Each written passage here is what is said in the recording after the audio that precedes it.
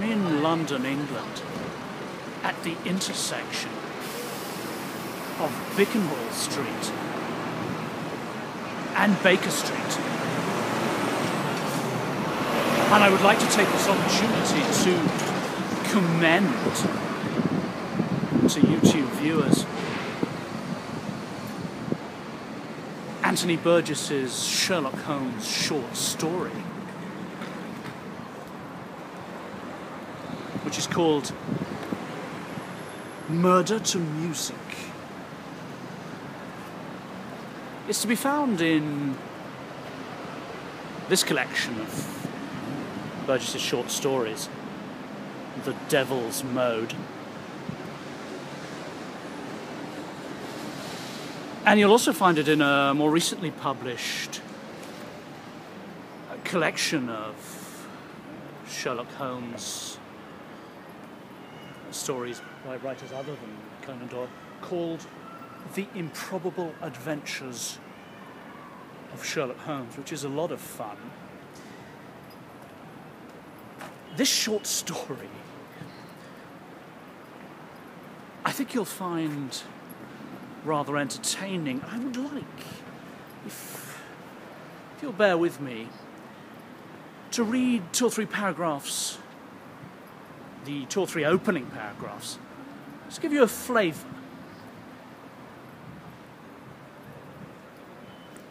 Murder to Music. Sir Edwin Etheridge, the eminent specialist in tropical diseases, had the kindness to invite me to share with him the examination of a patient of his in the Marylebone area. It seemed to Sir Edwin that this patient, a young man who had never set foot outside England, was suffering from an ailment known as lata, common enough in the Malay archipelago, but hitherto unknown, so far as the clinical records, admittedly not very reliable, could advise, in the temperate climate of Northern Europe. I was able to confirm Sir Edwin's tentative diagnosis.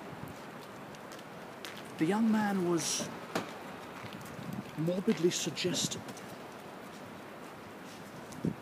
imitating any action he either saw or heard described, and was, on my entrance to his bedroom, exhausting himself with the conviction that he had been metamorphosed into a bicycle.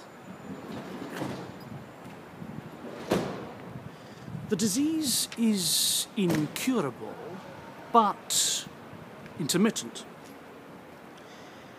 It is of psychical, rather than nervous provenance, and can best be eased by repose, solitude, opiates, and tepid malt drinks. As I strolled down Marylebone Road after the consultation, it seemed to me the most natural thing in the world to turn into Baker Street to visit my old friend, lately returned, so the Times informed me, from some nameless assignment in Marrakesh. This, it later transpired, was the astonishing case of the Moroccan poisonous palmyra, of which the world is not yet ready to hear.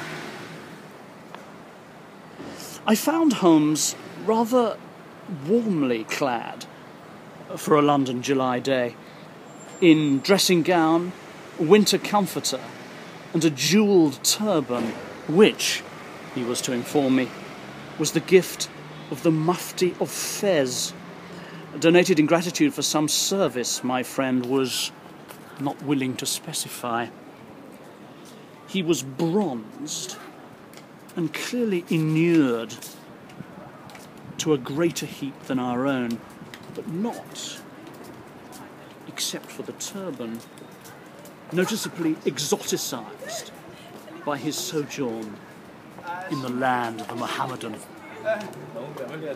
He had been trying to breathe smoke through a hubble bubble, but had given up the endeavour. "The flavour of rose water is damnably sickly, Watson," he remarked. "And the tobacco itself, of a desperate mildness, diluted further by its long transit through these ingenious but ridiculous conduits." With evident relief, he drew some of his regular cut from the Turkish slipper by the fireless hearth, filled his curved pipe, lighted it with a Vesta, and then looked at me amiably. "You have been with Sir Edwin Etheridge," he said. "In, I should think, St. John's Wood Road." "This is astonishing, Holmes," I gasped. "How can you possibly know?" And the story goes on in that vein. Thoroughly entertaining stuff.